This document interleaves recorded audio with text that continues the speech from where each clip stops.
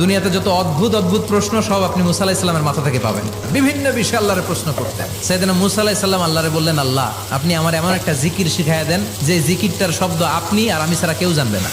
দিনে রাতে সব সময় এই জিকির আমি করব, আপনারে ডাকবো, কিন্তু শর্ত হলো এই জিকিরটা জানবে শুধু আপনি আর জানবো শুধু আমি। আল্লাহ বললেন, মুসা পড়ো লা ইলাহা। মুসা আলাইহিস সালাম কয়, মাবুদ এটা তো জাতীয় জিকির, সবাই জানে। আমি তো চাইছি এক্সেলেন্ট একটা জিকির, কারো কাছে নাই, শুধু আমি জানবো আর আমি পড়বো। আল্লাহ বললেন, মুসা এই লা ইলাহাকে যদি এক পাল্লায় রেখে দাও, তাম বিশ্ব, 7 আকাশ 7 জমিনটারে তুলে যদি তুমি আরেক পাল্লায় রেখে দাও, লা রাজাহাত কাফাতু লা ইলাহা ইল্লাল্লাহ, মুহূর্তের মধ্যে লা ইলাহার পাল্লা ভারী হয়ে যাবে।